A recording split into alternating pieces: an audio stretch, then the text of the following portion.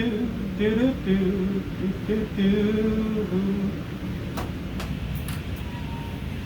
Ibrahim, what are you working on?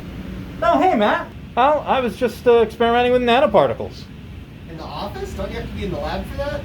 Well, not really. I mean, I got this really cool app. Why don't you stand 6 feet away? I'll turn my screen and I'll show you. Nanoparticles are these very, very small particles that you can't see with your own eyes because they're so small you can only see them through a special kind of microscope.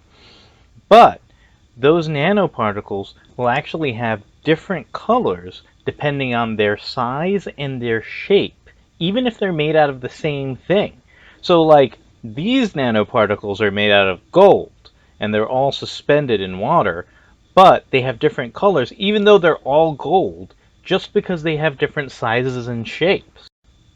This app lets me go ahead and use different nanoparticles to color. And I can use those different nanoparticles because I can change their size and their shape to color in this butterfly. So if I click and I select an area, so like let's say I click this area around the butterfly, I can go ahead and I can just increase the length of the particle, and if I increase the length, it gets redder. And if I increase the radius, and then make that gold nanorod a lot fatter, it actually will get purpler. But not only that, I can go ahead and if I click this, if I click the center of the butterfly and I want to color that, I can actually go ahead and I can change the material to silver. So with silver, I get a lot more options in terms of color. So if I want green, I can make the particle thinner and I can make it shorter. And now it's green. So I can actually experiment with these nanoparticles and change the size and the shape as much as I want to make it look however I like. And I can go ahead and I can color this in. Not only that, but if you put the nanoparticles in glass or water, the colors change slightly. So if I'm coloring in glass, it looks like this. But I can change it so that I'm coloring in water and the colors change slightly. All the colors kind of shift, right? I can still make it green, but now I have to kind of change the nanoparticle size and shape.